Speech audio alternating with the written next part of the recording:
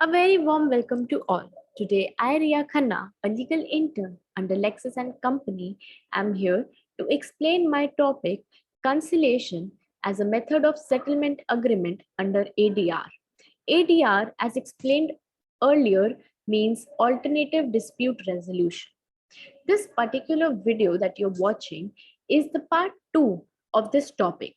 And in the previous video, or the part 1 video, we have discussed already what is conciliation, what are settlement agreement methods, and what is ADR, right?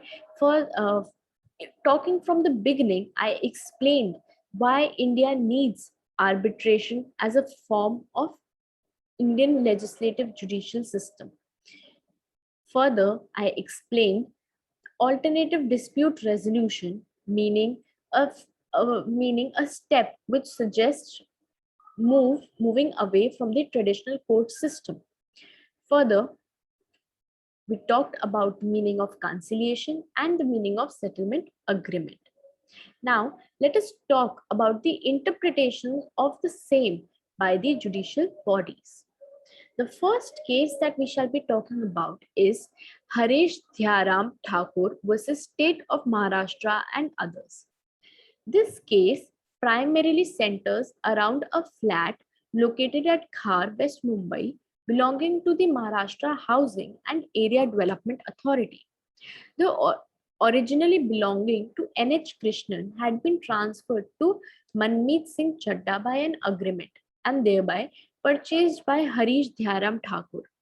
The appellant in this present case, for a consideration and by an agreement, in the same year, during a routine inspection of the premises, the estate manager of MADA in his reports said that the flat in question still belonged to N.H. Ramakrishnan, and the appellant and brothers and his sister-in-law were unauthorized occupiers of the same under 66 clause 1 of the Maharashtra Housing and Development Act 1996. However, the flat was regularized in the name of the appellant after he presented his documents before the authority. Respondent number 3 filed a writ petition with the Bombay High Court challenging the eviction order of the MADA against him, even though he had shared the cost of buying the flat with his brother. However, the High Court disposed of the writ petition and directed the MADA to look into the claims of respondent number 3. The MADA, after inspection, allotted the flat in the name of appellant. A subsequent writ petition was filed by the respondent 3 and 4 under Article 226 and 227 challenging the MADA's order with the Bombay High Court. In this petition, they prayed for the restoration of the place at Khar, Mumbai in their possession that had been allotted to the appellant. The Bombay High Court ordered the matter to be taken up by conciliation, and with the consent of the parties appointed by Mr. H. Suresh as a conciliator between the parties. The parties agreed on the binding nature of the conciliation award, and thereby the proceedings were initiated. On the day of the last sitting of the proceedings, the conciliator settled the matter in favor of the petitioner, allotting the flat in possession of the petitioner on the condition that the petitioner would give up all claims on the ancestral flat at R.K. Nagar. The counsels of the parties agreed on the same. However, the conciliator in his report stated that was being sent to the High Court for the following stipulations. Number 1, that the respondent shall vacate the flat at West Mumbai on the paying of 4 lakhs by the petitioner. Number 2, the petitioner will have no right over the ancestral flat at R.K. Nagar. Number 3, the MADA will not allot the flat to the petitioner. And number 4, the respondent will have no claim over the flat. The appellant challenged the settlement order of the conciliator in the High Court, but with no avail, since the court rejected the plea on the grounds that the parties had agreed on the binding nature of the award, and thereby no remedy shall be available to them in respect of it. This decision of the High Court was challenged by the appellant in the Supreme Court. The Honorable Supreme Court in this case in this particular case held that section 61 to 60 to 81 in part 3 of the Arbitration and Conciliation Act deals with conciliation, while the act has laid down a clear-cut distinction between arbitration and conciliation, and the Bombay High Court has clearly failed to take note of the same. In light of Section 3 of the Act, it was further held that a settlement agreement can be finalized only when the terms of the settlement have been agreed and signed by the parties after their observations and recommendations have been incorporated in the agreement. Only such an agreement shall have the status similar to that of an arbitration award under Section 74. However, such provisions were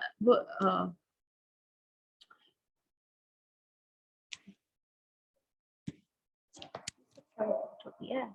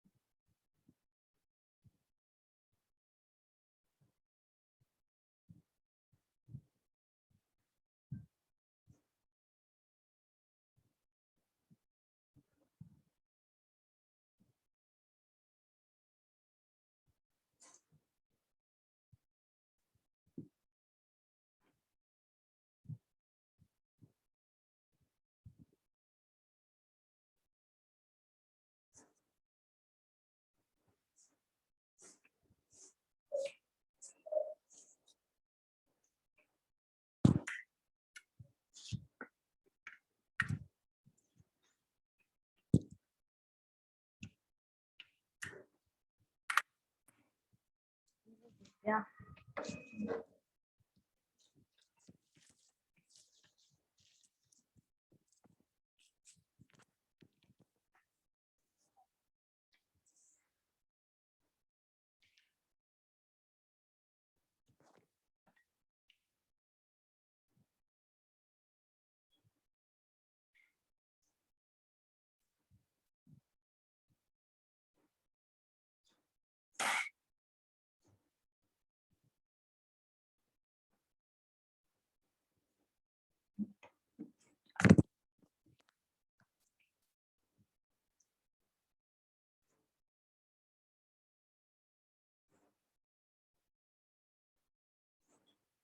तो वही गया.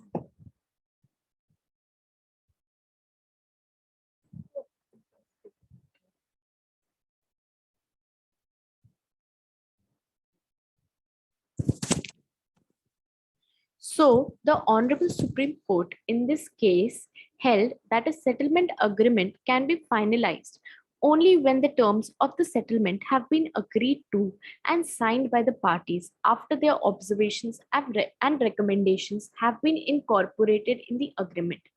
Only such an agreement shall have the status similar to that of an arbitration award under Section 74. However, such provisions were violated by the High Court as well as the conciliator. Accordingly, the judgment favored the appellant, and the Supreme Court directed the High Court to dispose of the writ petition on grounds of insufficient merit. The settlement agreement drawn up by the conciliator was also set aside by the Supreme Court. The second case that we shall be talking about is in Mysore Cements Limited versus Swedana Barbarac Limited. In this case, it was said that Section 73 of the Act speaks of settlement agreement. Subsection 1 says that when it appears to the conciliator that there exist elements of settlement which may be acceptable to the parties, he shall formulate the terms of a possible settlement and submit them to the parties for their observation. After receiving the observations of the parties, the conciliator may reformulate the terms of a possible settlement in the light of such observation. In the present case, we do not find there is any such formulation and reformulation by the conciliator. If the parties reach an agreement of the dispute on the possible terms of settlement formulated, they may draw up and sign a written settlement agreement. As per subsection 3, when the parties sign the settlement agreement, it shall be final and binding on the parties and persons claiming under them respectively. Now, I would like to end this topic by concluding, as seen from the cantina of case laws, it has been reiterated that a settlement agreement can only be given the color of an arbitral award if all the compliances as laid down under section 73 is followed with. Thus, a settlement agreement arrived at between the parties, duly authenticated by the conciliator, will have the same effect of an arbitral award on the agreed terms of the substance of dispute as rendered by a duly constituted arbitral tribunal under section 30 of the Act. Thank you so much.